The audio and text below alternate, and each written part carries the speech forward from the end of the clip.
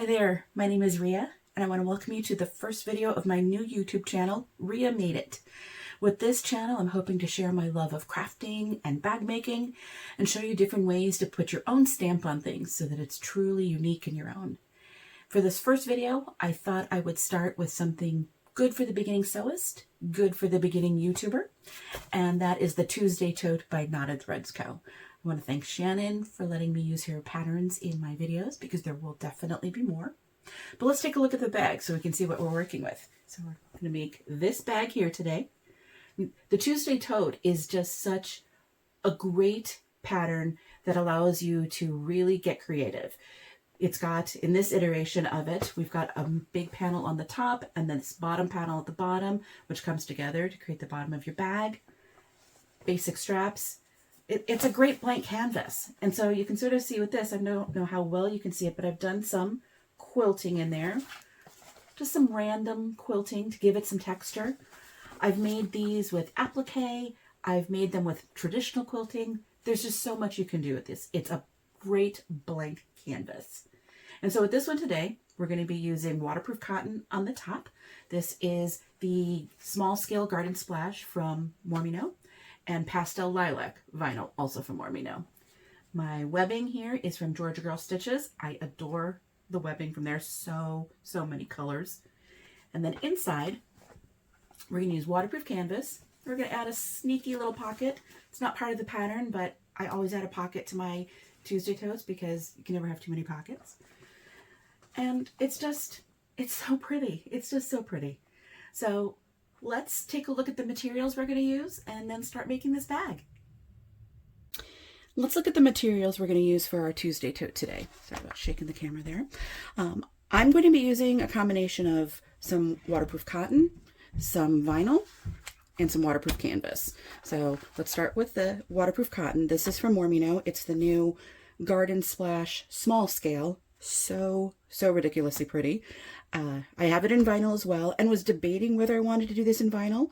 I certainly do make Tuesday Totes entirely out of vinyl for the exterior, but I know I'm giving this to a friend and she's going to like having the waterproof cotton because I'm going to do some light sort of random quilting on it, which I know she'll love. And so I think the cotton is better suited for that. I should say I do also quilt on vinyl, but for this, we're going to go with the cotton. So I've got the pieces for that. I do have also fleece on it as well. It's actually not adhered. It's not, you can see, not fully adhered. I've used spray basted it down. I don't know about some of you. I got a big bolt of the Pellon fusible fleece some time ago, and it doesn't adhere very well. Or when it does, it compresses it so much that you don't even feel the loftiness of the fleece. So I only use it if I'm okay sewing it into the seam allowance or something like this where I'm going to be quilting it down, but I've got that. You might notice as well, hopefully you can sort of see right here, I marked a T for the top, often for this top part of the Tuesday Tote. So this is the top panel of it. If you know, it's directional, you'll be able to tell what's the top here. But with this one, the flowers are subtle enough that if you didn't look carefully, you wouldn't see the petals are pointing in, most of them, in a specific direction. You can see this one is going down, but most of them are pointing in this direction. So I want to make sure I have this aligned that way. So on both of these, I've marked the top. I've actually also cut out a notch there so I can see where the top is for that. I'm going to be using this pretty pastel lilac vinyl, also from Mormino. It's, oh, look how perfect that is with that flower there. I had to be debating purple or blue. Went with it's purple. I guess it's lilac. It's kind of a pinky purple. It's, oh, love it, love it, love it. So we're going to be going with that. I don't have that interfaced at all, as you can see, because it's a nice weight vinyl. If this were thinner, I might put something like SF101, Profuse, SoFuse, something along those lines to just beef it up a little, but this is a nice weight vinyl. It won't need it. I'm then going to be just using regular waterproof canvas from its Ottertex FWD Fabrics, so I'm not interfacing anything there. One thing I have done, two things, let's say actually. First, like before, I've marked the top on this. This is not actually a square. Let me bring it up so you can see the bottom. I have cut out the notches as well. It's not a square. There's a slight difference between the height and the width. And to ensure I got it properly aligned, I've marked the top. The other thing you can do with any of your materials, it doesn't have to be just your lining here. If it's going to help you mark your seam allowances, go for it. I did it here. Thought it'd be a good example to use because often when you're doing your linings, you're going to bring it in so that your lining is a little bit smaller than your exterior. It'll fit a little more snugly inside. And sometimes it helps to have that there. So per the guidance in the pattern, I sort of marked it for the main seam allowance and then graded it inwards to what is recommended there. So we're going to be doing that for the lining. I'm actually going to also add to the lining a pocket. And so let me move some of these.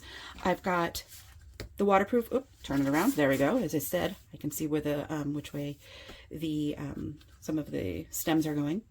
I'm going to be using the waterproof cotton again, and I'm going to use the same waterproof canvas for the back side of it. I just think pockets are nice to have inside anything. So we're adding this as a pocket, and we're going to use the vinyl sort of to line it at the top.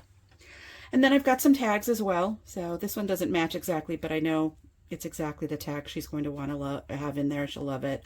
My tag, and oh, look at this tag from Heartwood and Hide. I have it, and it matches it so perfectly. Live in the moment. I love that. My cork tag is also from Heartwood and Hide. And this, I believe this was one of the Sewing Blurbs tags that I got. So if you haven't checked out Sewing Blurbs, you can do that. For the straps, I'm just going to be using this webbing from Georgia Girl Stitches. Love, love, love their webbing. They have so many colors. One thing I've done to prep this as well, and I don't know how well you can see this here, I'll go like that. I mark the bottom so that you can see, sort of know what your overhang should be. You know, that's recommended with webbing that you often have maybe about a ½ inch. I'm really bad at guesstimating, and this way I don't have to have a ruler out there to ensure I've got it in the right spot. So I tend to mark that on both of my ends of my webbing ahead of time. And one thing you'll also see, I have this scrap piece of self-adhesive fleece.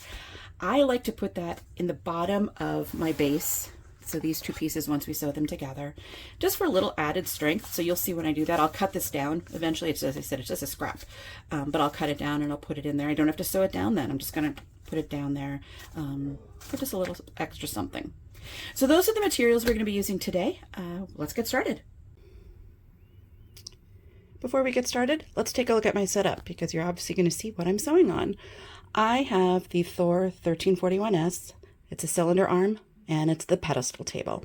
I have a small space. Well, it's not that small, but my husband won't let me get rid of the sofa yet. So I have a small space for sewing, and this is what I need. It works great. It's great. I mean, I can use the flatbed attachment, as you see. This is not the flatbed attachment that came with it. It came with one that just had a sort of a straight edge. I did upgrade it. I upgraded it to the one with this rolled edge. It's a nice soft edge and has this dish right here for your clips, which you can take out when you need to. I find that really has made a huge difference for me. I love having this, especially more than anything. So I do use that for the majority of the work I do until I'm ready to do the finishing of it. So when I'm sewing any of the tops together, top stitching, that's when I'll take it off. And you will see me doing that today with this bag. Let's get started. Before we start sewing the actual bag together, I'm going to do some random quilting. This is something which adds some nice texture to your bag, to your panels. No set pattern, really truly random. Just going to start moving around. I mean, this is not a quilting machine, obviously, so you're limited as to what you can do. But I think it'll be really pretty, and I know my friend who will be getting this loves that kind of texture. She's going to adore it, so I'm going to just do that. I do bring my stitch length down, so I've got it at about a 3.5 right now, because you don't want those to be too large. I'm going to grab my thread. So on let me bring my presser foot down. On a cylinder arm machine, you need to hold your threads. It's something where if you're not careful, they can suck down into the arm, which I know you can't see right now, but they can suck down in there and can totally screw up things with your bobbin in there in the bobbin case.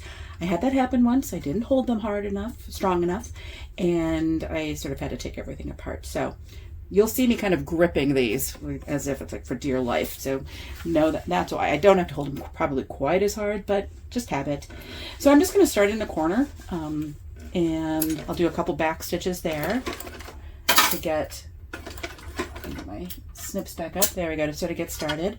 Put those in. I might actually cut those off just so they're not in the way then anymore. You just have to hold them to get started, and then when you're done, you can get rid of them. In fact, get rid of them if you can so they don't get caught up in there. And now I'm just going to do some random stitching.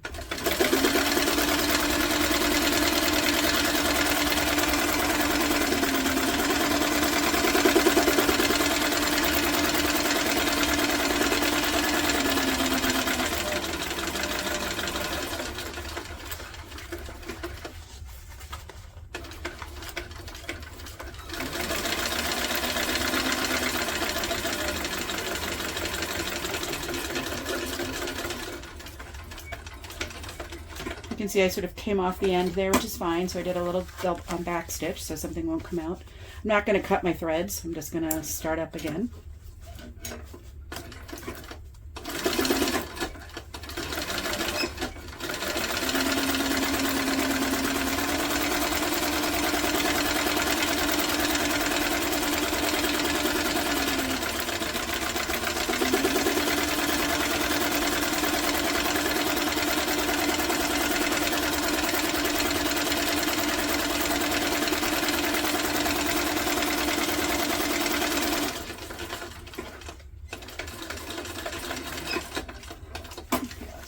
Bring it over again.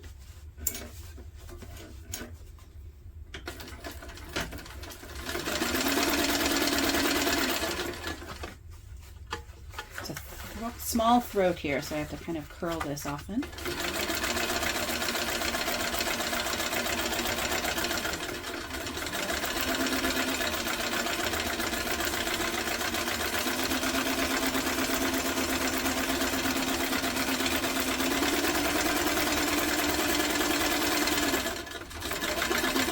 There.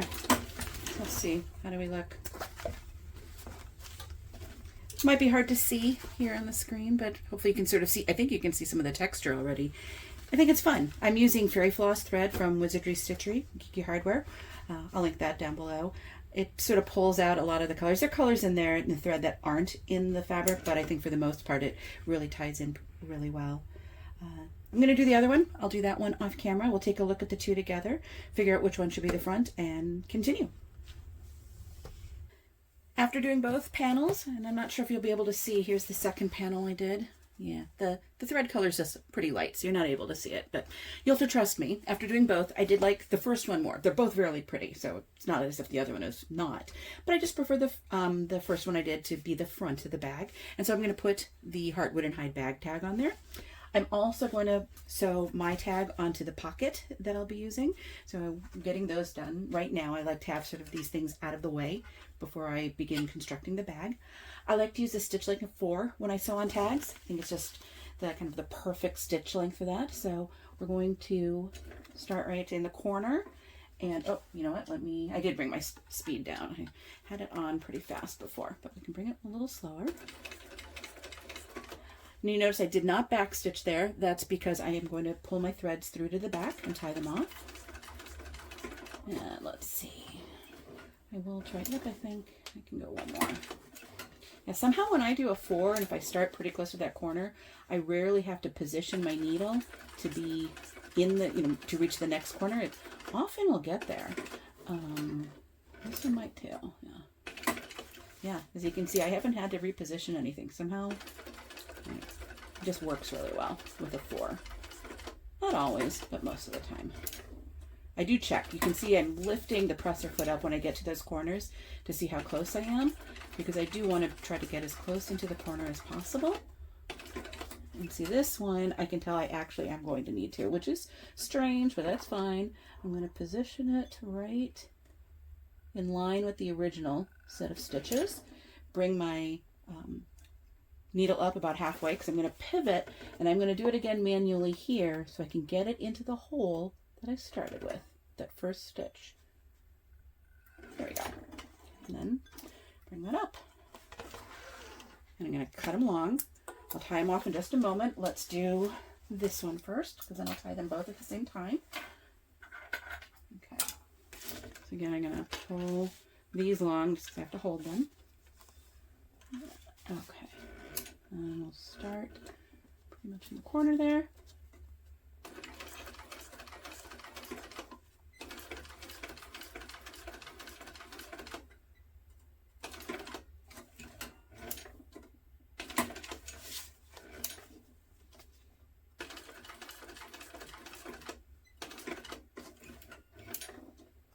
And I just use some double-sided tape to help adhere those. Yeah, actually, that. No, that's close enough. That's good.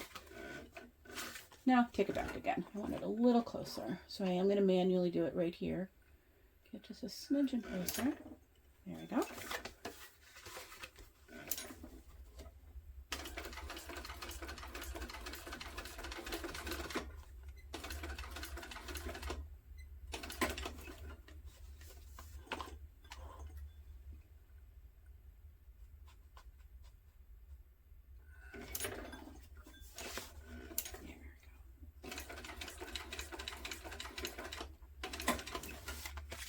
then we'll finish.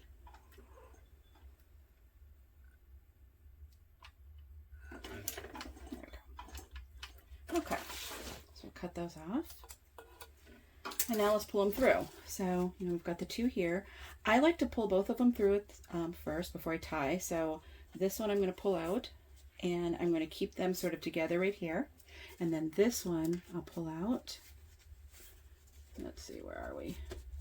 Sometimes if it's a little hard, I'll pull back through the other side. Oh, that one might. When you do that, you can feel it's like this one. When I went through that hole again, it feels like it's locked in.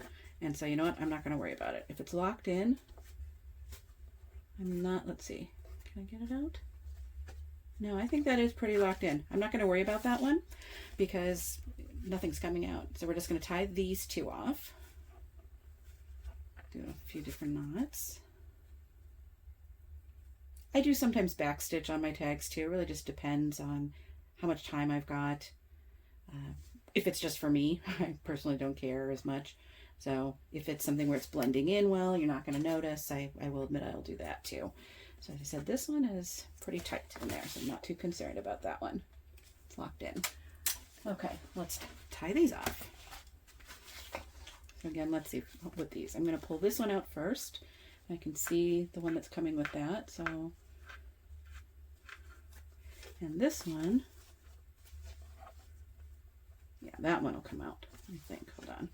Where are we? There we are. Yeah, that one will. There it is.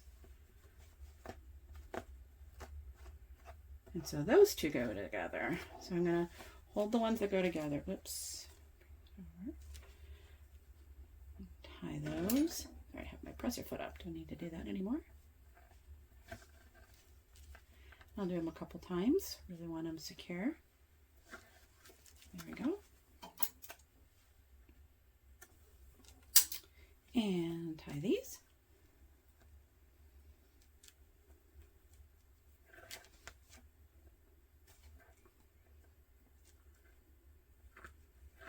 Okay, now we're good. There we go. Hold on. So now what I'm going to do is actually finish my pocket. Even though I'm not doing the interior yet, I want to just have that done. Let me see, I've got my pocket piece back here. There we go, and I need my lining. Not my lining, I'm sorry. The top trim piece, which is here somewhere. There we go. And so we're going to do those. I'm going to put these right sides together. Let's just sort of clip these. So I've grabbed some clips. I'm going to sew all the way around 3 sides. I'm not going to sew the top. I'll pull it through the top because that will be where I will put the trim on the top. So let me get all of this together here. So really basic. Again, this is not part of the pattern, just me adding something in because I like it. I'm just going to do a 1/4 inch seam allowance around the sides. That should be fine.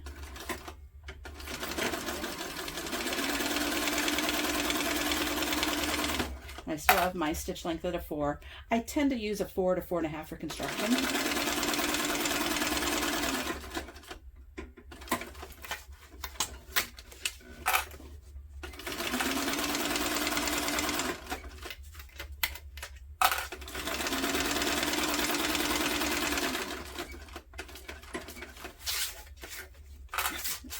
Not too far. I'm extremely bad at always judging, am I at the right place? Have I gone far enough? So don't be surprised if you see me going back a stitch because I have gone a smidgen too far.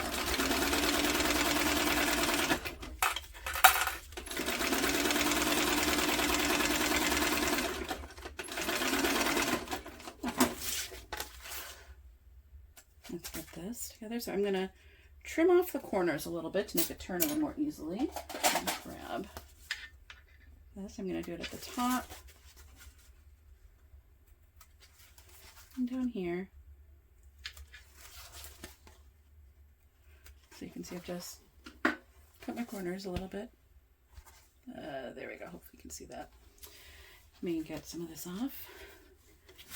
Let's turn it.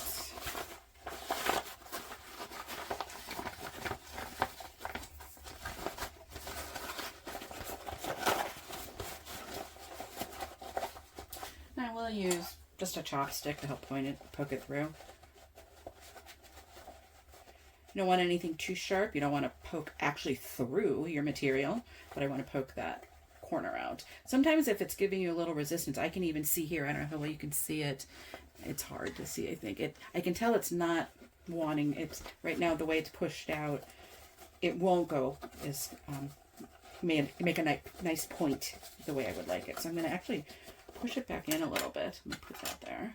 Let's see if I can pull that back in and sort of push it out again. That sometimes helps. So let's do that.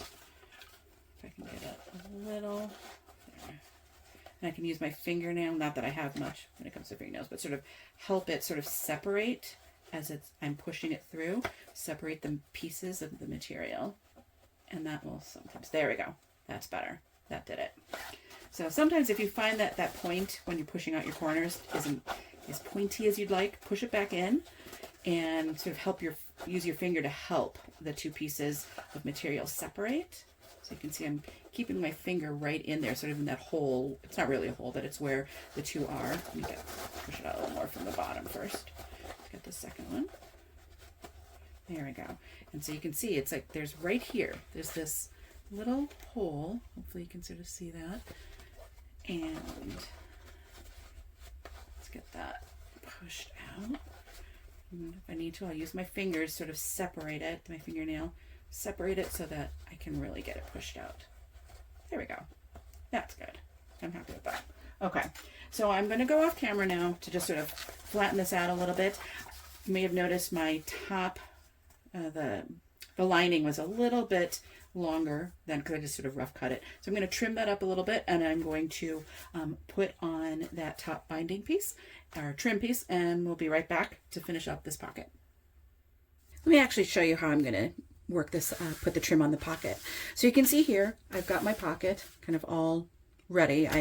I could go and iron it, and so if you're using materials that are conducive to ironing, you know, cotton woven, waterproof cotton, anything where you're not concerned about it melting, you could certainly iron it. I don't feel like turning that on right now, and you can see it's actually laying out pretty nicely like this.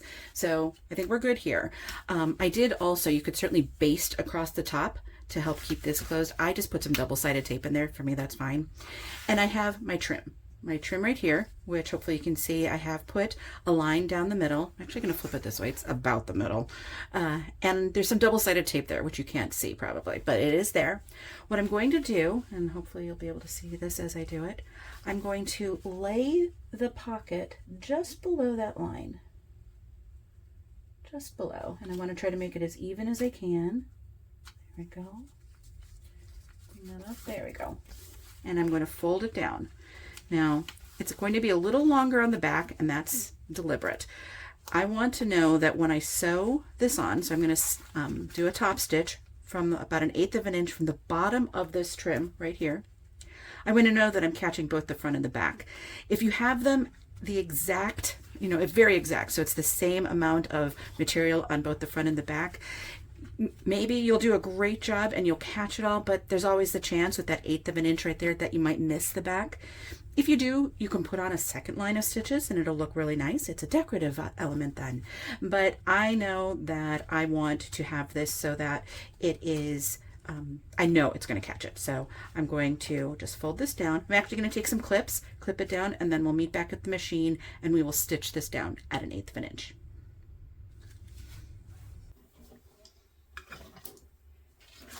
And we're back to sew on that top trim. Let me get my threads out. One thing I did do off camera was I took my seam roller and I used it to really ensure that this was adhered down. I wanted this to really, the tape to really adhere to this so as I'm stitching it doesn't stretch. So this is one thing you can do as well. So let's get started here. I'm going to put it at the edge. I've got a stitch length of 5. We'll just start with that.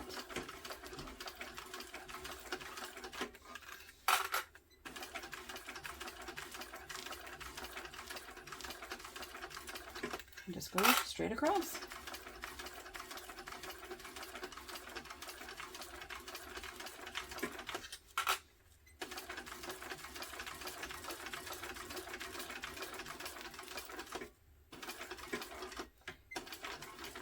Okay, let's see how that looks.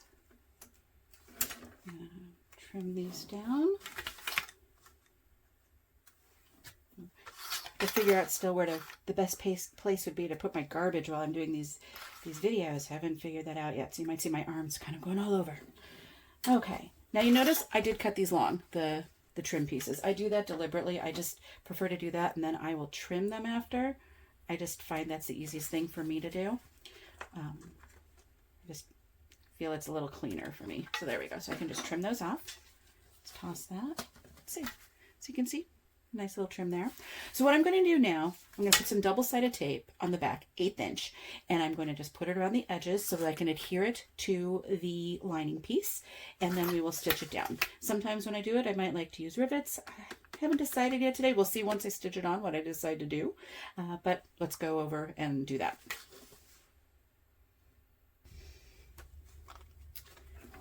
I've got the pocket adhered to one of the lining pieces. Now you might see there's some painter's tape.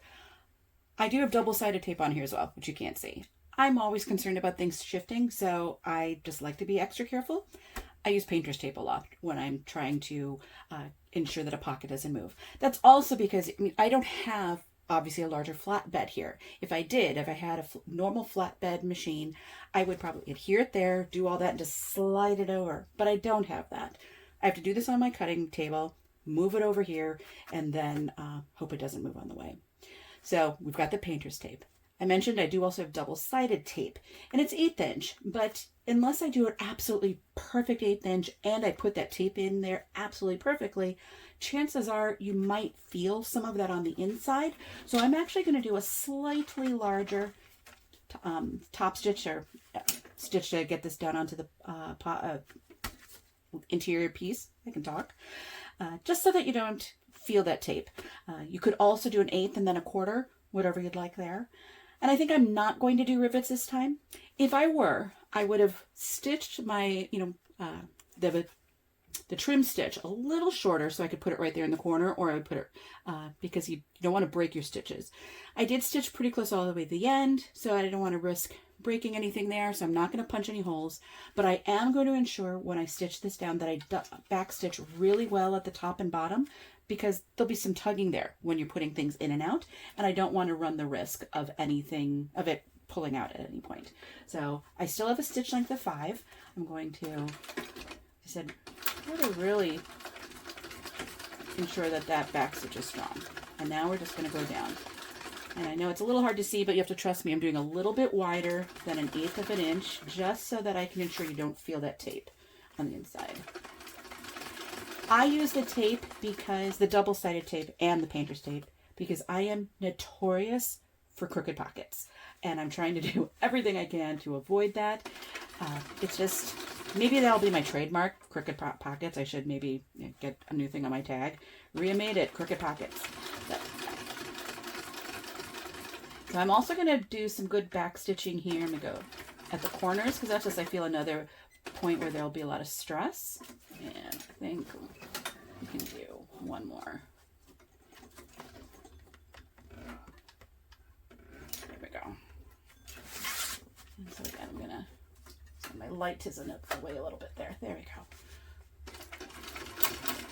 I'm going to back stitch there. Want those to be strong in the corners.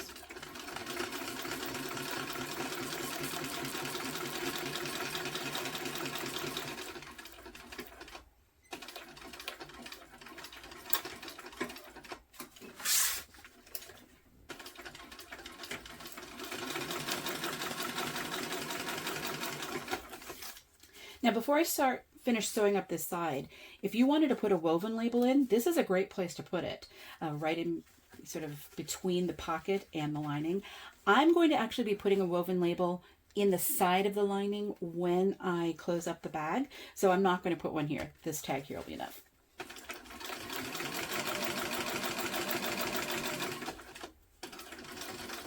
And then I want to make sure I've got some good back stitching there.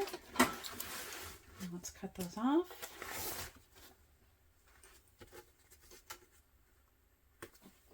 There we go.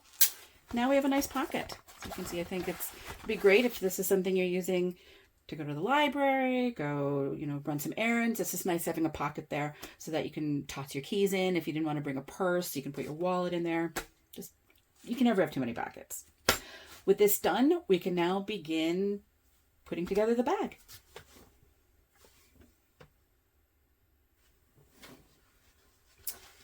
So to begin constructing the actual bag, we're going to start with the exterior, and we're going to take one of our top panels and one of our bottom panels. We're going to put the top of the bottom panel and the bottom of the top panel, put the pieces right sides together and clip those together, because we're going to stitch along that line there.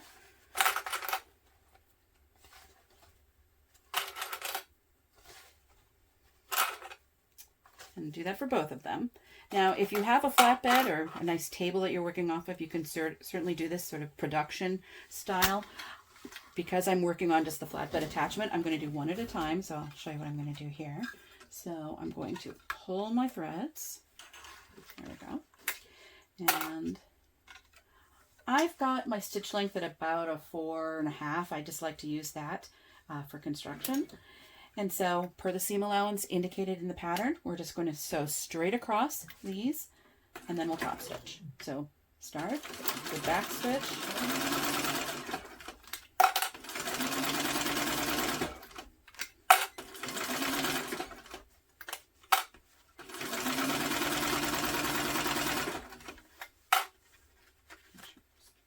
There we go, stay all nicely aligned.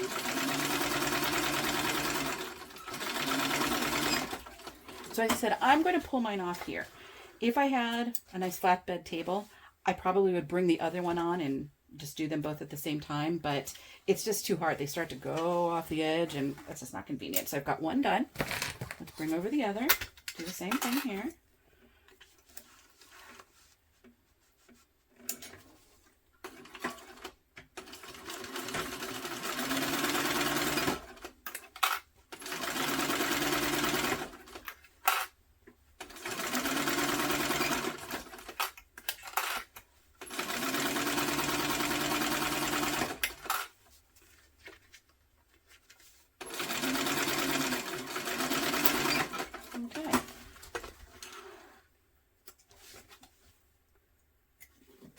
There we go. I am going to check my bobbin before I go any further because I feel like we might be getting close. And since I'm starting some top stitching, I don't want to risk it running out then. And here you can get a little lesson on cylinder arms. So unlike a normal flatbed machine, not attachment machine, where you would reach under the machine to get your bobbin, it's right here in the arm. And so I use this screwdriver to sort of move over a plate that covers it. And I know this is, you won't really be able to see it. Sometime I'll do a video of this, but I can pop out my bobbin case. And so here is the bobbin case. It's different from what you would have in a normal one because it's going on the top, not on the side, but a normal bobbin. You don't have to worry about your bobbins. The bobbins are the same as you would use for a flatbed machine. That will be enough for, you know, it is enough, but I have a full bobbin.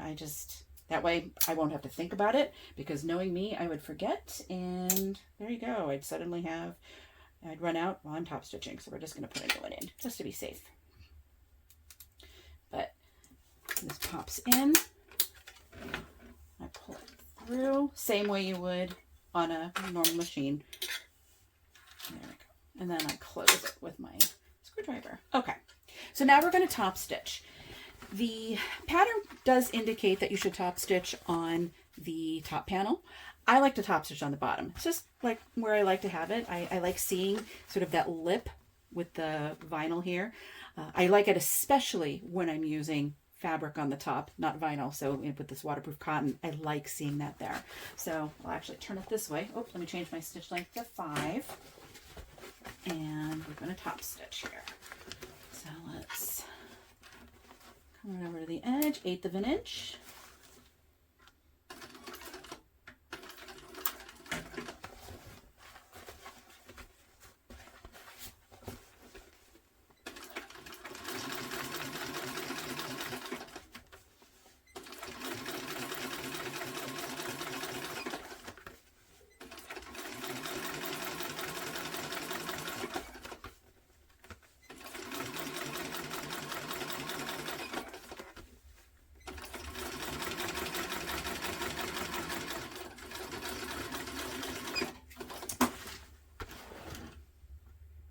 fairy floss really does look perfect with pink colors. I mean, it looks perfect with so many, but I'm sure it's probably hard to see on here, but oh, I love fairy floss with pink. So let's top stitch the other one. I'm gonna pull my threads. And I can see here, I don't know whether you can see it. Let's see. It got a little, it probably stretched a little there. Yeah, because it's nice and even there. Not a big deal. I mean, it just stretched. What I will do, I'll show you what I'm going to do. I mean, I know my top panel is the right width, which means this just stretched a little bit when I sewed it on. I'm going to trim this up, but I do need to ensure that this corner stays the right size. So if you ever have to do that, so if it looks like I might have to take off 1/4 inch, I want to increase the size of this, at least the depth, by 1/4 inch so that this will always be equal to that. So I'm going to do that in a minute, but let's first top stitch this.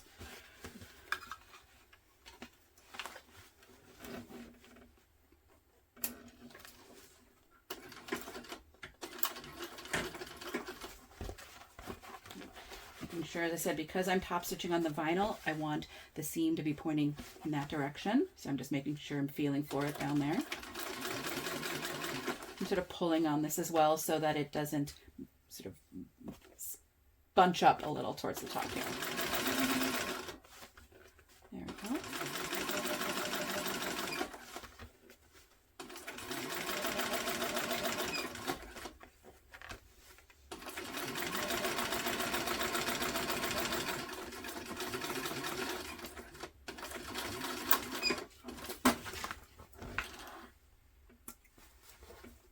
Okay, that one looks pretty as well, but as I said, I can see it's a little bit wider here. Whoops, sorry, there we go. You can see, there we go, a little bit wider. I think that's pretty easy. You can see that there, so I'm going to trim that. I'm going to see how much I trim, and then I'm going to come in by that amount right here so that it's still the same size square. So I'll be right back with that.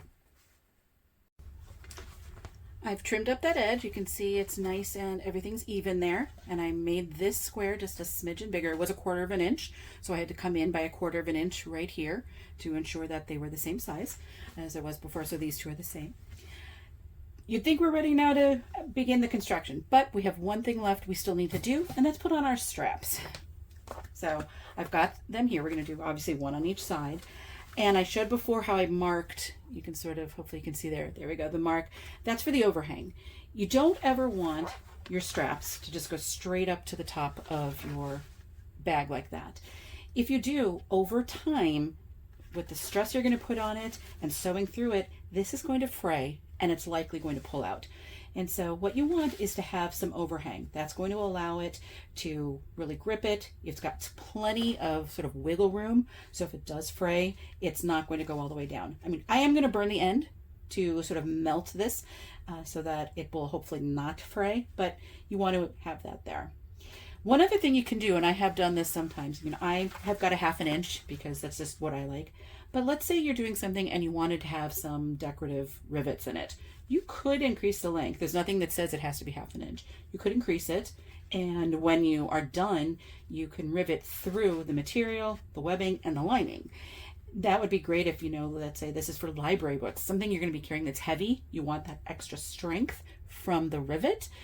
So you could certainly do that. Cut your webbing a little bit longer to accommodate the extra length that you're putting in. And what I would also do is put some Decavil Light both on your exterior and your interior where you'll be riveting. Sort of similar to other patterns by knotted threads that we use, where we know we're going to be riveting through for straps or for strap handles, connectors. Sorry, that's what we want. Same thing here. You can certainly do that here if you'd like. So I'm not doing that. Don't think that's what this is going to be, the intent of this bag. I don't think she's going to be carrying a lot of books. But so I think having the 1/2 inch will be fine. And so because I have that line that I drew on, and it's in the seam allowance. I will admit I usually use a lighter color pen. I did it darker so that hopefully you can see it here. But it's going to be in the seam allowance, so you can use a dark one, it's fine. And I'm going to line it up with a mark that I also already put on my piece, my exterior, based on the pattern. And so it's going to go on the inside of that. One other item to note, I mentioned if you want to use some, like put the rivets in, make a heavier or stronger bag for maybe heavier items, you could also use 1.5 inch webbing. That would obviously also provide a little something more to hold on to if you've got something heavy in there. If you were to do that, one, I might rivet that and again make it longer, but the marking here that per the pattern where you're going to put the webbing is based on a 1-inch strap. If you're using 1.5 inch, you might want to move it over just a little bit to the edge, to the left or to the right, depending on which side you're working on, but towards the side of the bag, just to accommodate that extra width. But you can decide, as long as you are consistent with how you're doing it on both sides, you're fine. But I'm going to put that there. And we're just going to base this down. So I still have a stitch length of 5 from when I was putting on the pocket and doing the top stitching for the bottom panel here. So I'm just going to leave it at that. I am also, here I mentioned before, I'm notorious for putting on pockets, you know, sort of really crooked. I'm also really bad somehow at basting on straps. I know that seems weird. I often will do it and it's like, oh, that's also crooked. So what I tend to do, I've got it lined up exactly where I want. I'm going to do just 1/8 of an inch from the edge. I start in the middle. Somehow starting in the middle sort of anchors it down nicely so it's not going to be as crooked. It starts it and then I'll go back. And for me, that just does a better job. I do a better job ensuring that it's anchored nicely.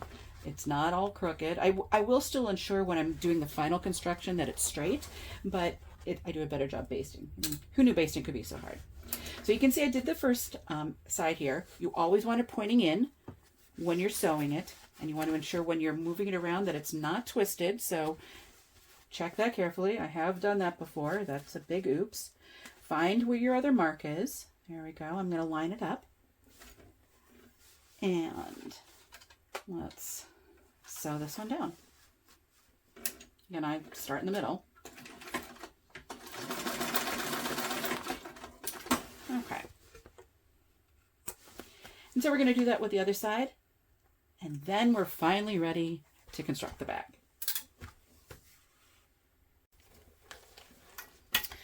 For a typical tote bag, we would just start sewing all the way around and box our corners and then do the interior and put them together. This one's a little different, and it's kind of what makes this a little more of an elevated tote bag.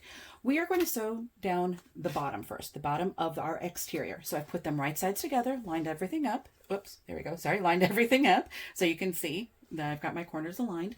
Just the bottom is clipped. And we're going to stitch that at the seam allowance noted in the pattern. When we're done, we're going to open that up and we're going to top stitch on both sides of that seam on the exterior. So let's first do this part here. And I've got it clipped and keep it nicely aligned. I'm going to do it per the seam allowance in the pattern.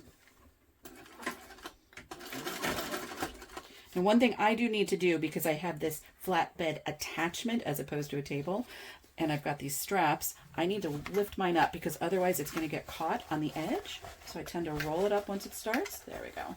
Now I can keep going.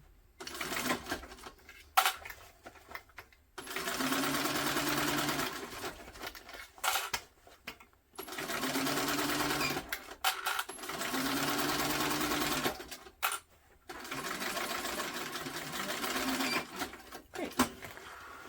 Okay. What we're going to do now, after we take those off, is we're going to open this up, as I said. We're going to butterfly the seam open. So we're going to go like this and stitch down each side.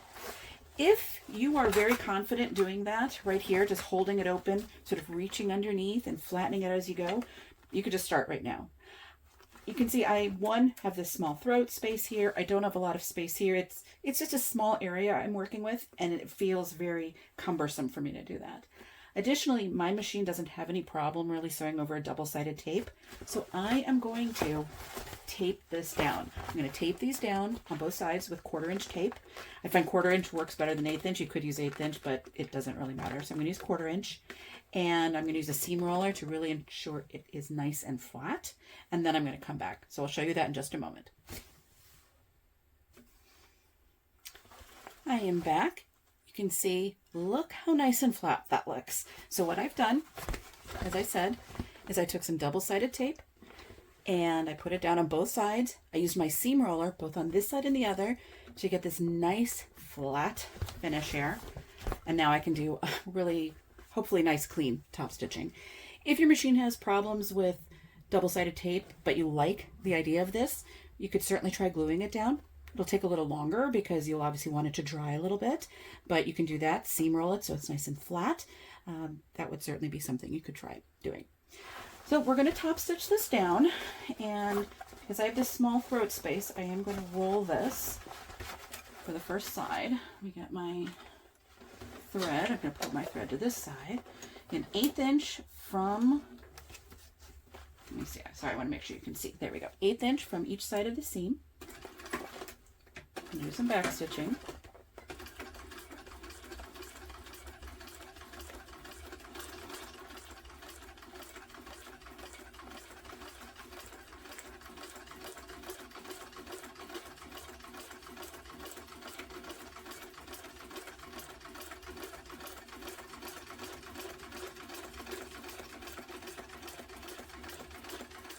Okay, reach the other side. Did not mean to do that. Well, it's okay. I usually meant to leave my needle in, but that's okay. Ugh. So many cords here. There we go. Pull that out. I would normally pivot that around, but one, I pulled the needle out already, and two, it's just so tight. As I said, it's really tight in this area here. I find it easier to just do one side, then come and do the other. And so let's top stitch the other side. Okay. I could probably get rid of some of my lights and that would help, but old eyes need it. Yeah, let me bring this up before this gets caught. There we go. I love my cylinder arm, but yeah, there are some drawbacks, like space. So there we go.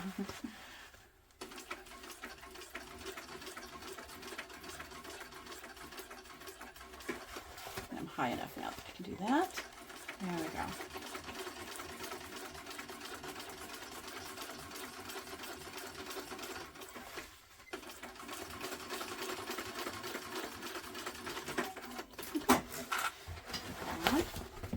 Now the one additional thing I'm going to do here, which I showed when I was showing the materials, is I am going to add, I'm going to put that under there just to hold it there. There we go. I have this piece of scrap self-adhesive fleece. You could certainly use regular fleece and glue it down. You could use foam. You could use whatever you'd like. I just want a little extra support, strength right here along the bottom of the bag. And so I've cut it so it's a little bit narrower than the width here because I don't want it to be that full width. I don't want it to sort of curl up. And it is shorter here. I might, yeah, it's definitely shorter by enough, but still to be safe, I'm going to cut off just a smidgen. Again, I don't want it to curl up. And so I'm cutting off just like 1/4 inch. I want it to be a little bit shorter. Let's see. Yeah, that's better. And so because this is self-adhesive, I can just put it down. You could have top stitched it down if you don't have anything self-adhesive. You could have used regular fleece and top stitched it down. Same with foam. You could glue it down. There we go. And so you can see it's just going to add a little something extra right there. I like that. I do it a lot. I feel it strengthens that seam, a little cushion on the bottom. It's a nice little extra bit. We're ready now to put it together. I'm going to change my stitch length down to about a 4, between 4 and 4.5. And so now we can clip the wrong side, or right sides together, I'm sorry. Clip these together.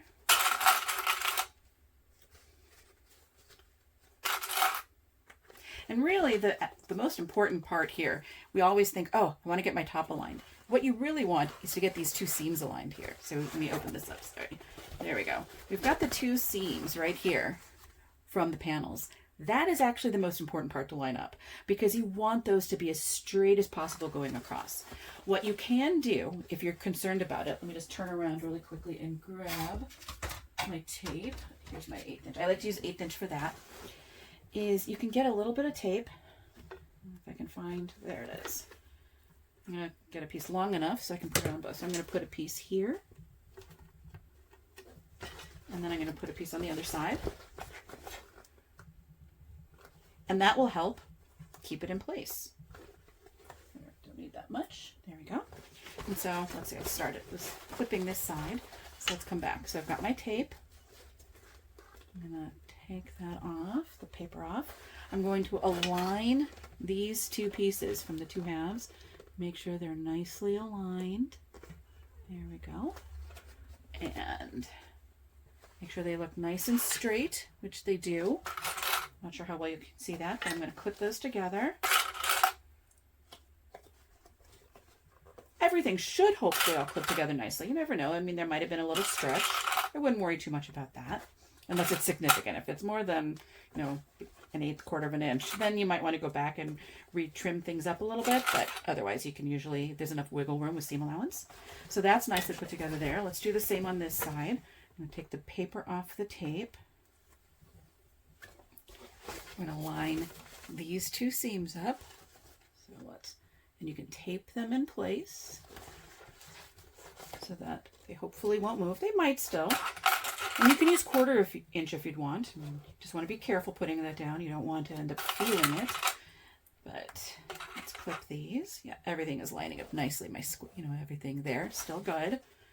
And if you do this and your tops end up a little longer, that is easy to trim. I mean, obviously the bottom is a little harder because you've got this already sewn together. You've got these notches. The top you can trim. So, in this one, but I've got a smidgen of a difference, 1/16 of an inch. I'm not worried about that.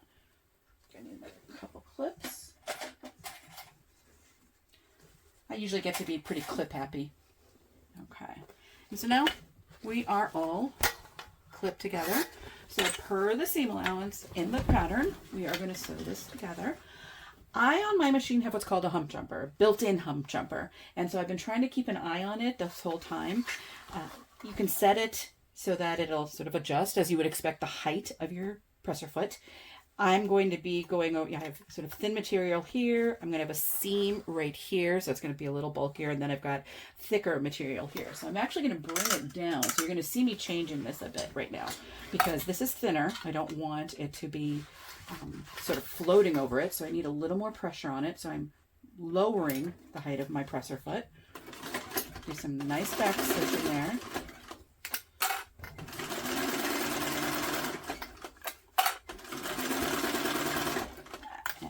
Feel like I have to, it's that corner because I don't have a full bed. I have to sort of pull this up a little bit. Sorry, hopefully you can still see that there.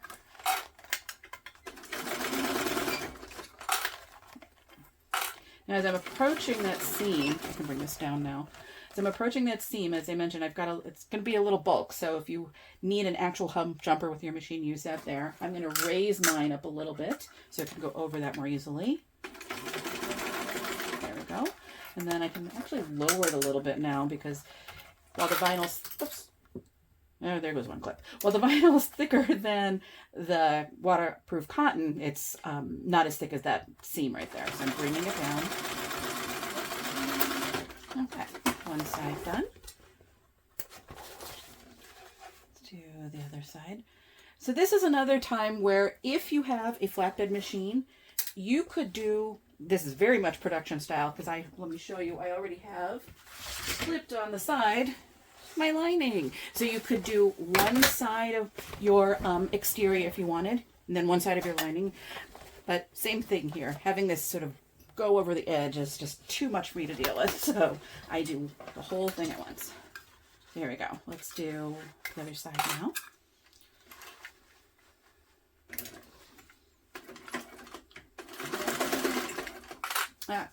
And this is where I forgot to lower it, and I can feel it. That's the one thing. So if you have a machine with a built-in hump jumper and you raise it because you're going over thicker materials, then you come back to something thin like the waterproof cotton here, you can feel that it's too high. I could feel it was just sort of gliding over it a little too much, so I lowered it down, and that's much better. I need to pull that up again there. It's getting caught on the corner. Approaching my seam, so I'm going to raise that up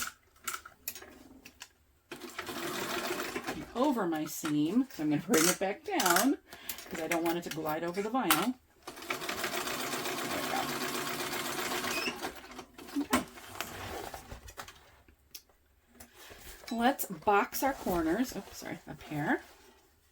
So if you've never made a tote, boxing the corners is simply the process to make the bottom of your bag like a box by putting corners in. So you're boxing your corners. And so for this, we're going to sort of open up the bottom here. We want the side to align nicely, as you can see here, with the bottom. We have this seam here on the bottom of the bag, so we know that's the center. We know this is the center here. What we want to do is to butterfly the side open like this. And if you look, you should see how pretty it looks when you've got all of that sort of together like that. And we're going to clip those. I will tend to put one clip on each side of that seam. I like to make sure that is being held down nicely. If you were concerned, and I'm going to turn it around so I can see it here. If you were concerned about that shifting, you could definitely staple that. I mean, we've got enough of a seam allowance here that you could put a staple, like at 1/8 of an inch, won't be any problem, and it'll really hold it in place. And yeah, I'm the queen of clips. You know, small space, lots of clips. One thing you can also do, I mean, you really want this, and pull that up, to stay nice and straight. Here we go. What tends to happen sometimes if you don't pull it, it curves a little like this. See if I can get that to show you. It'll curve, maybe not quite so dramatically, but it will. To help avoid that, you can sort of pull the sides right here and then clip the sides. And that will help keep it all a little straighter. So I'm going to do both sides right here. So let me pull this. I'm going to line up my centers and butterfly the side open so it will align nicely. But I like to clip both sides to keep that butterfly open. There we go.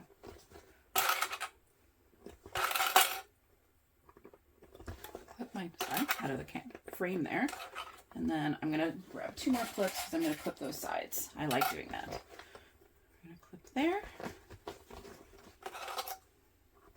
So now we have our multitude of clips on our 2 little corners here, and we're going to sew those down. We're going to do that at the seam allowance in the pattern. So I'm going to do one here. Grab this over. And pull in my threads. There we go. That should be good there. I think the height of my presser foot is good. I will need to raise it as I get to the seam, so I have to watch that corner there. Get my threads out of the way. And so I am going to raise it up a little bit because I'm going over that bulky part right there. There we go. Now I can bring it back down. And one thing I do like to do on my boxed corners, let me just sort of clip that out of the way, is I'll do a second row of stitching. I just want those to be really strong. Obviously the bottom is going to have a lot of stress, so I like to ensure that everything there is nicely sewn together, nice and strong. Going to that part, I'm going to bring it up a little bit, bring it down. Okay. It also helps. My first row of stitches wasn't entirely straight, so there you go. We fixed that too. So let's now do the other side. String. There you go. Seam allowance in the pattern still.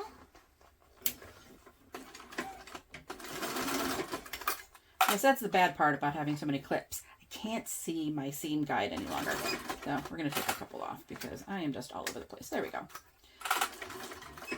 Bring it up. So I'm at that seam. Sorry, no, it might be a little hard to see. Go over the seam. There we go. Bring it down. Now let's do one more row just for some strength. Cut those off. One more row.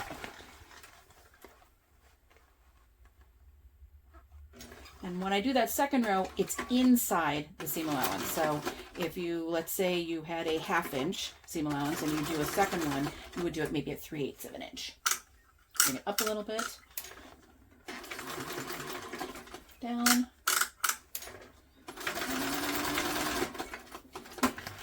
Okay. Now what you can do here if you want as well is you can trim this a little bit. I mean, I did 2 rows, so there's not a lot to trim, but I still will. Give it a little less bulk when we turn it. There we go. Take that one off. And this side.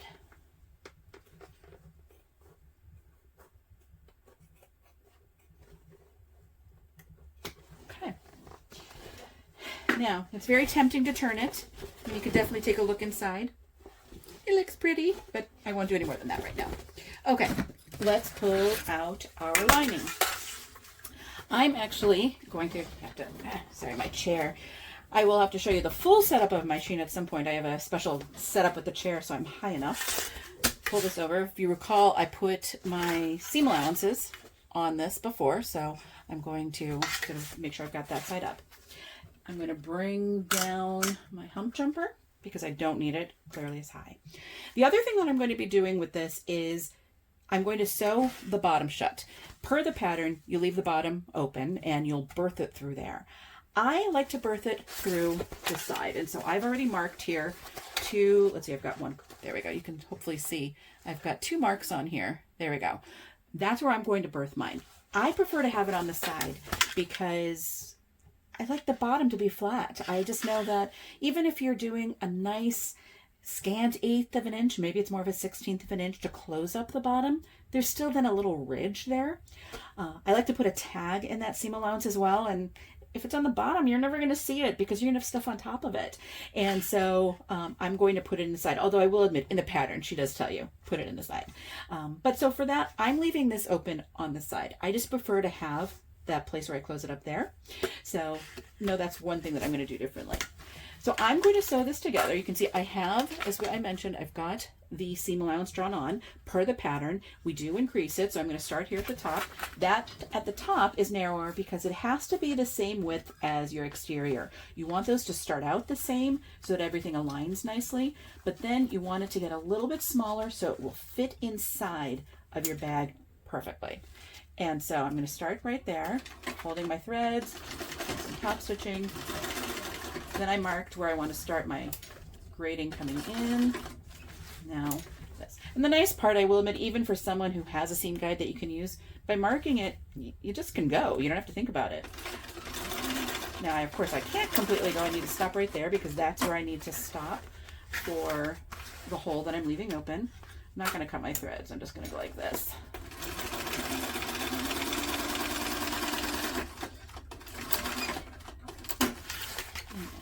Here. Now I didn't do it on the bottom because I don't have any grading that I need to do, so I'm just going to use my seam guide for that. Oops, let me get that, oops, sorry, under there. There we go.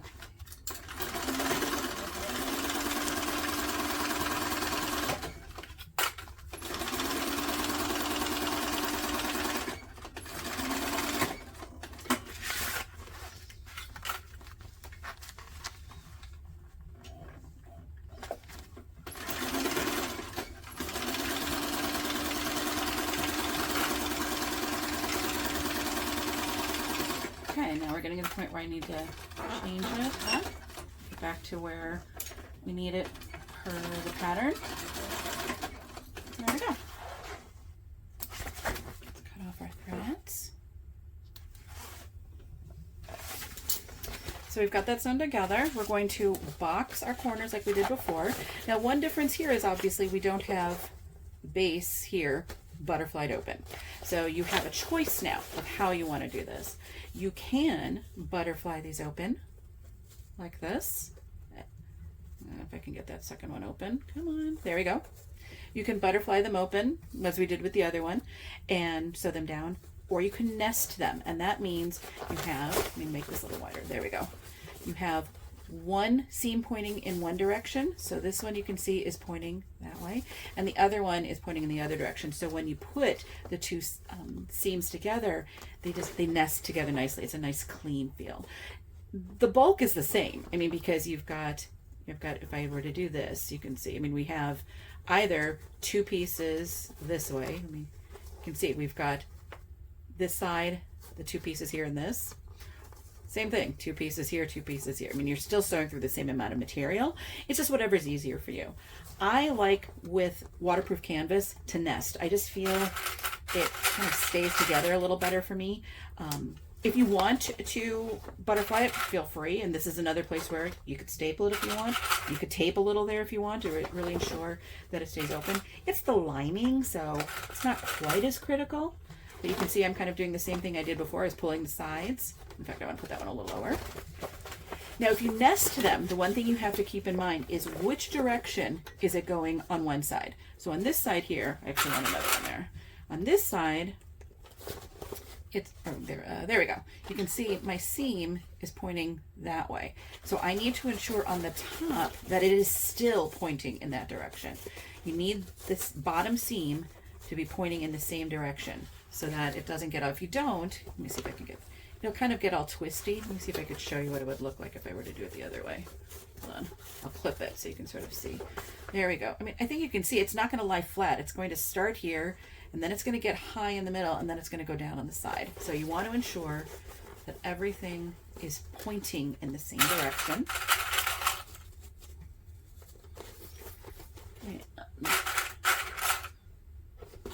Get these clips.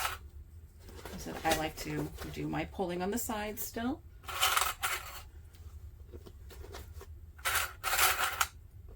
Okay. And so these per the seam allowance in the pattern.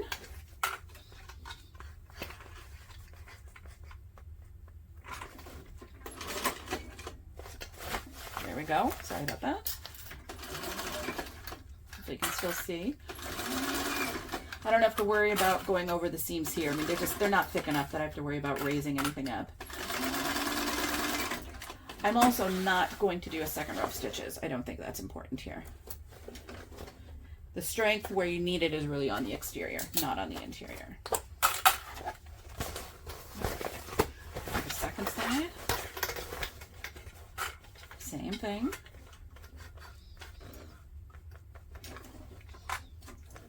Hold on, sorry. There we go.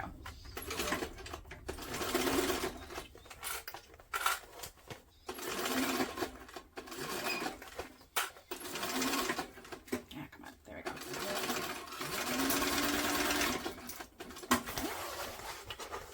Now for this, like on the exterior, we can cut things down.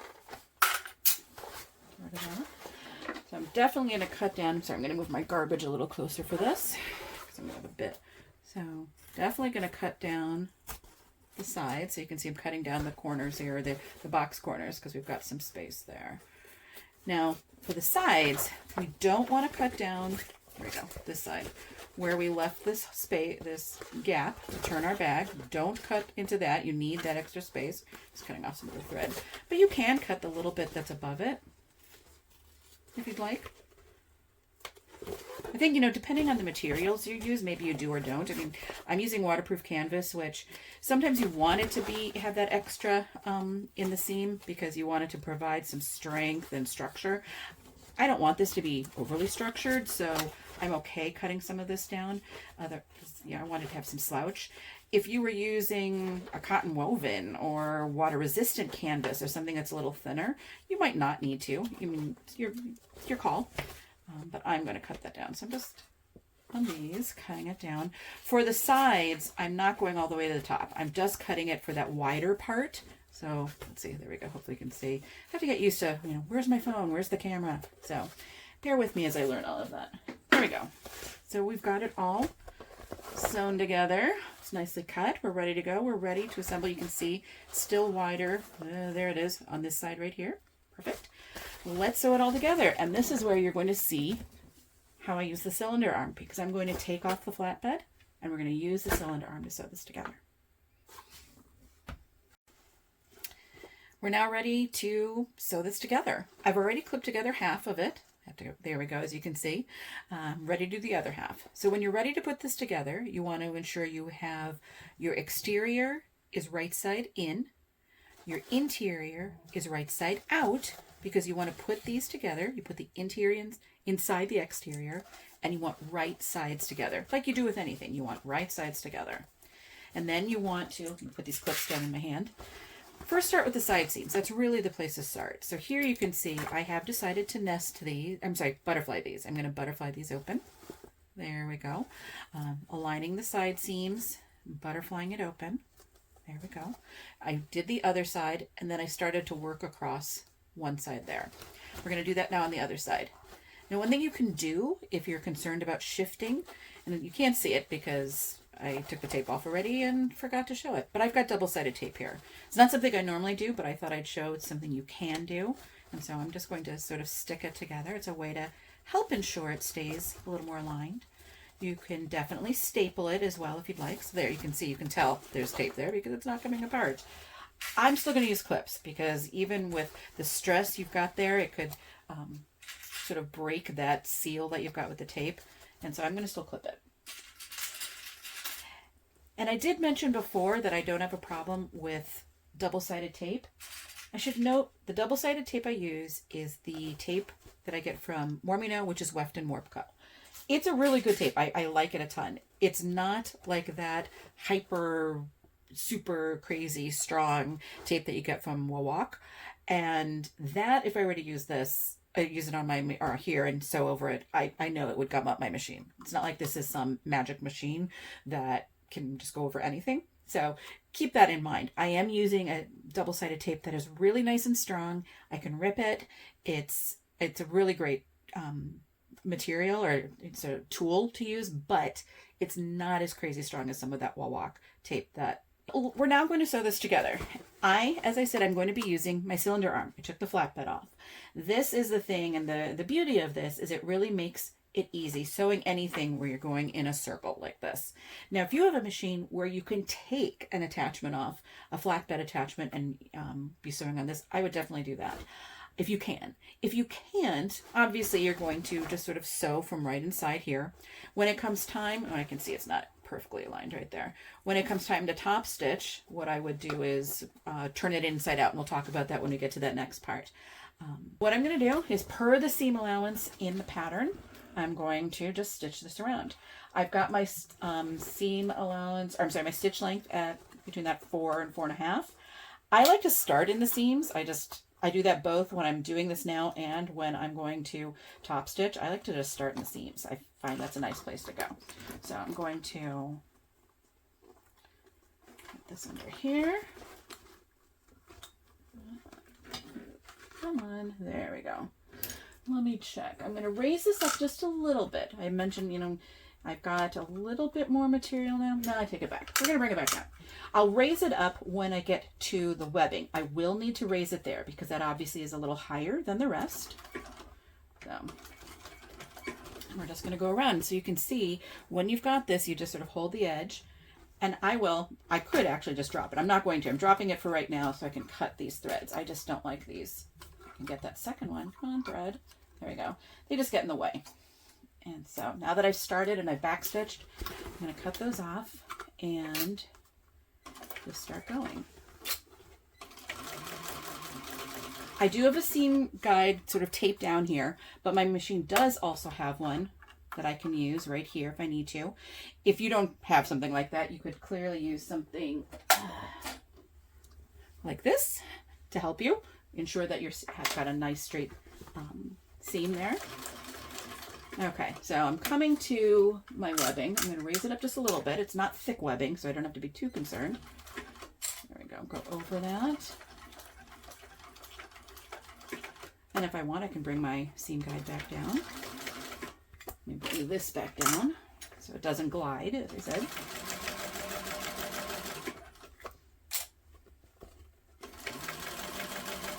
I do need to bring up my seam guide when I get to the webbing because it's just going to hit it. It can go over it, but you need to help it over it. There we go. So I can bring it down now. Just can't start with it down there. There we go.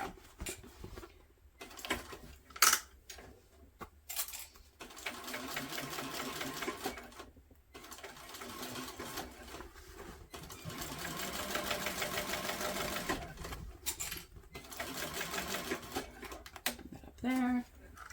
I can probably keep it around there. It'll be good all the way around.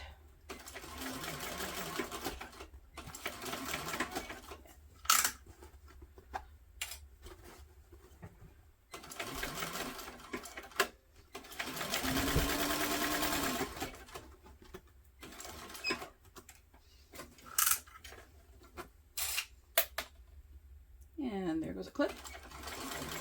Surprised I've only dropped 2.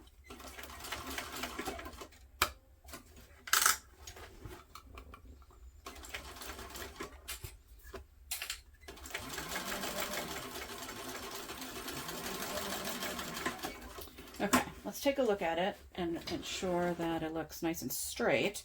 If it doesn't, I can go back and straighten things out.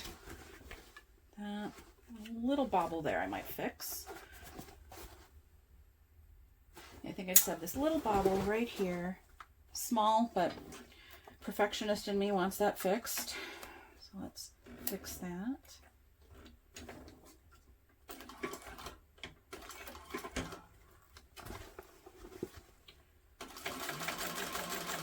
There we go. Much better. Just a little off. Okay. We now can turn it. Now, before I turn it, I do want to melt the ends of my webbing. You can even see right here. As I mentioned before, we were talking about fraying. Well, that's definitely some fraying that's going on.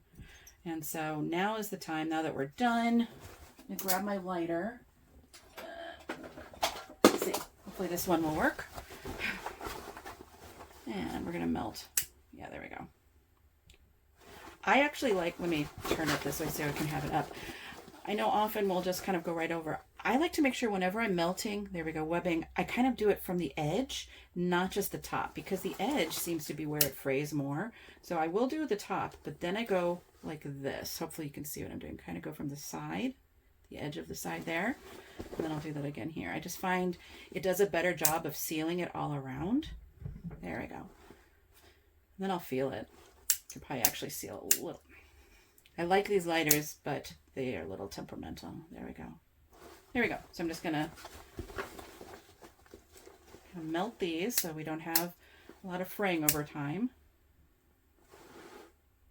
So I try to do the top and the sides. This one, I mean, if you've got a lot that's fraying, don't melt all of that. Just cut some of it off first and then melt it. I find if it doesn't work, I kind of shake it upside down, and that helps. Do the sides. There we go. And the last one.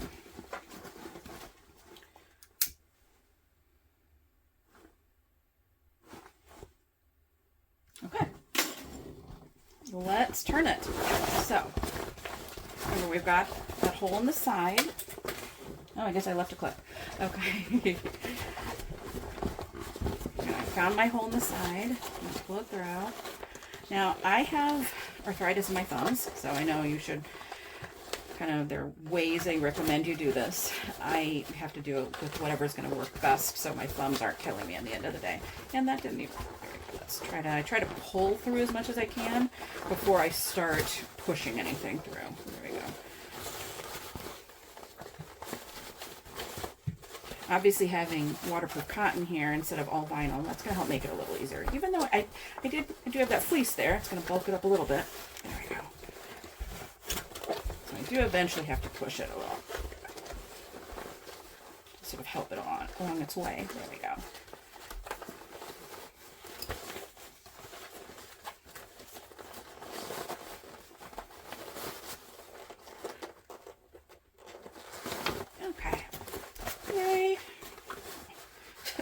Spring colors.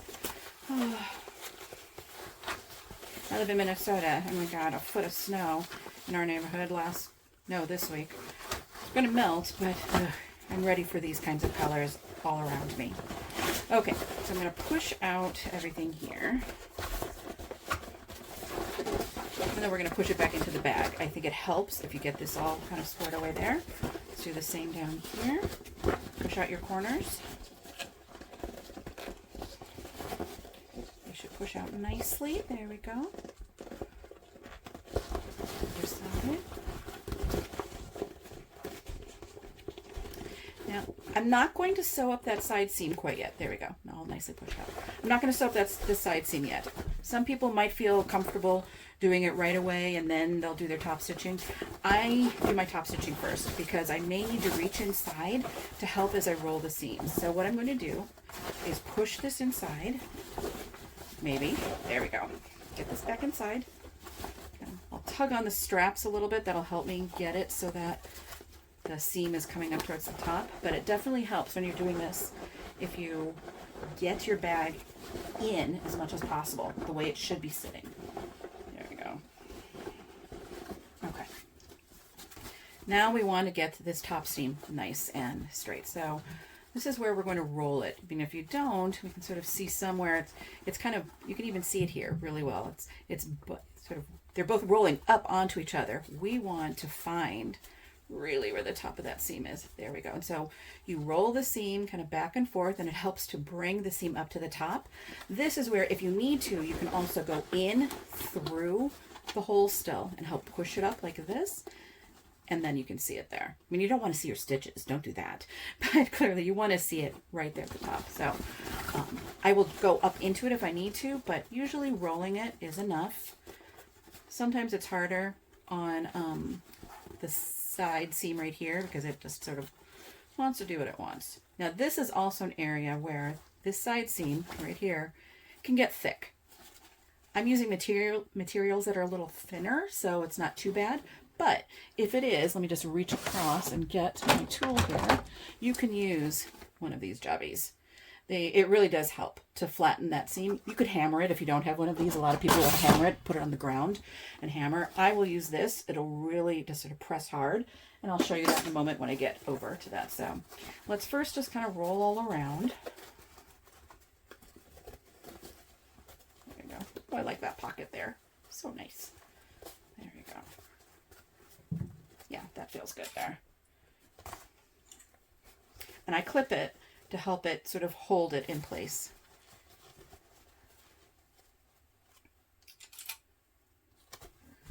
I'm going to pop. Slightly different angle. I had to go find the charger for my phone, so hopefully this all still works. Okay, so again, kind of rolling it right there. You'll find probably with some of these videos for a while, I'm going to be playing around with angles and light. First video, learning. So it can only get better. That's what I'm saying to myself. Okay, so again, still rolling these here.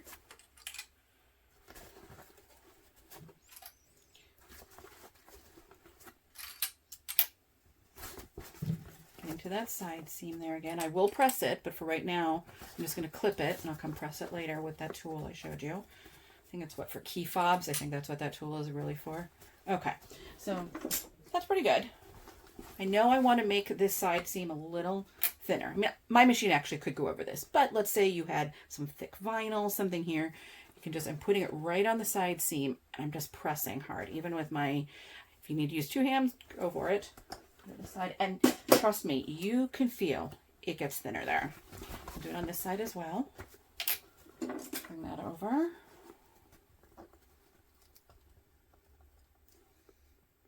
Press that in place. And clip it. There. I'm going to take a look, make sure. Oh, it's so pretty. Look how pretty it is. Oh, gosh. I'm so springy. Okay, so we're going to bring this up to a 5. Stitch length of 5. We're just going to do 1/8 of an inch. My little tape seam guide is starting to come off. Never wants to stay on. And I'll probably just cut. In fact, you know what? I may just need to cut it off right now. I'll snip some of it off. It's going to get in my way. There. That's better. Okay. And so for this, just 1/8 of an inch. Mentioned before that I like to start in the side seams. I like to start in the side seam, and I like to start on the back. So I'm going to, here's my back of it. I'm going to start in the seam. I'm going to bring the seam allowance, or nothing, sorry, that's seam allowance. My hump jumper I'm bringing up a little bit because that seam will have some thickness to it. I am going to backstitch. You could certainly pull them through, but I'm going to backstitch. I'm going to trim these a little bit too. I'll trim them more, but I just don't want them in the way.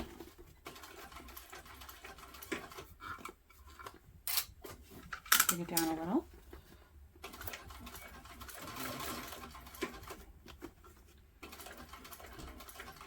Not too fast. You want a nice pretty top stitch. I think I actually can bring this up a smidgen. I can just feel it feels a little too tight. I mean, that's one thing with the hump jumper that's built in. If you have it too high, you can feel it gliding across. If it's too low, you can feel there's too much resistance on the material. So it really is a matter of feel, and you get used to that, I promise. You do eventually get used to it. There's sort of a sweet spot, I'm sure with every machine. I know where mine usually is. Sometimes it'll vary, especially if you're using different materials. I mean, this has fleece on it, so I probably brought it a little lower than it needed to be. It should have been a little higher because of that fleece.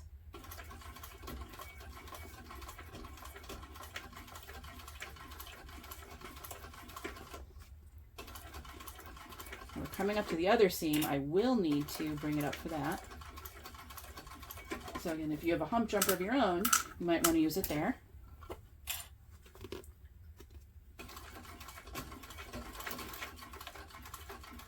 And bring it back down.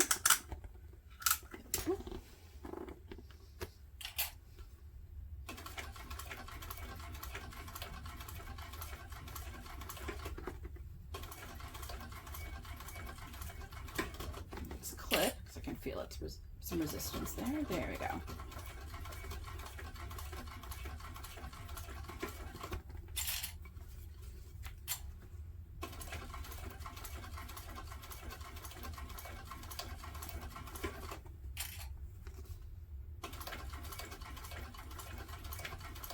We're coming up to, I think we actually can go over it still. There we go. I've got it kind of at a sweet spot right now, so I don't have to change it going over that webbing.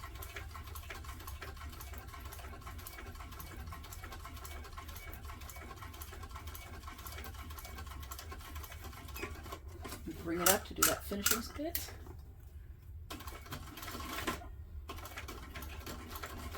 There we go. Now, if you can see how easy this is with the cylinder arm, it's just so nice. If you don't have a cylinder arm, what I would say you should do, and this is what I used to do, is I would turn my bag inside out for the top stitching so that the exterior was now on the inside. And that way I am top stitching on the exterior, because that's really what you want. That's what should look the best, is this exterior top stitch. There we go. You want this to look really nice and pretty. So if you need to, turn it so that it's on the inside, do it that way, and then you can turn it back out. Look at this, look how pretty. There we go. We still have one thing left to do. Where's my tag? There it is. I have to put in a tag. We have to close up the hole and put in a tag. So let's do that. Leave my stitch length at a 5. Find the hole in here. There we go. Pull that out. Okay. Get the air out a little bit. Okay.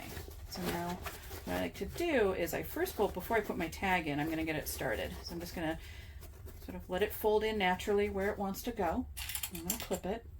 It's another place where if you really wanted to, you could, if ahead of time, you could tape it, you could glue it, whatever you'd like. I'm usually fine with the clips. And as I get to the top there, I'm going to put, so you can see, right here is where it stops towards the top of the bag. Here's the top of the bag. Here's the top of that hole. I want this to go at the very top there. Get the little thread there, get that inside. I can always melt the thread. So I'm going to get that right there. I like it wedged right at the top. Make sure you can see it. There we go. Clip all around it. Make sure it's nice and straight. That's not straight. Get it straight. There we go.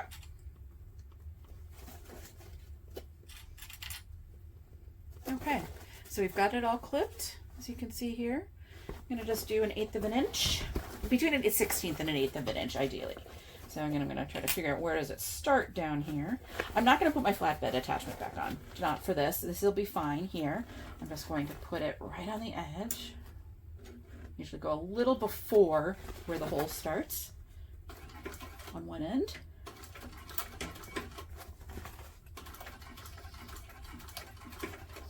I am notorious, and I'm going to keep an eye on it, for having my, let's see if I can get it so you can see the two pieces kind of shift a little bit, and I sometimes miss that back one, so I tend to do mine more on the 1/8 side than closer to the 1/16. for that reason. I can see it's shifting a little bit. As long as I catch the back, I'm fine. That's my big thing. Catch the back. Okay, let's see, make sure that tag stays nice. So I'm crooked bag lady, or crooked, not bag lady, crooked pockets, crooked straps, funny closing of holes. What are you known for? Okay. Let's see. But I got it all. It's a little wide in some part, but you know, it's fine. It's for my best friend. She's never going to notice or anything. She's made this bag before too. She actually came with me last year to So Whatever Studio for the April open show. That's what it was. And we had a blast. So she's made this bag before. She'll have a lot of fun seeing a new one. So let's get this pushed in. Oh, so pretty. Okay, all the clips are going now. It's part of the problem when you have just a pedestal table. You don't have a lot of space, so you have to make do. There we go. Oh, look at that. So you've got, there we go. Look how pretty. So again, that's the Garden Splash waterproof cotton, the small scale with the pastel lilac. I'll note in the description what color purple this webbing is from Georgia Girl Stitches. I love Georgia Girl Stitches webbing. And then just some waterproof canvas inside. Put a pocket in for fun. So cute. So thank you for joining me today to make this bag, my first bag on the channel. Got lots of ideas for additional bags and crafts and just other tips. So I hope you will subscribe, hope you like, and you'll join me next time. Thanks. Bye.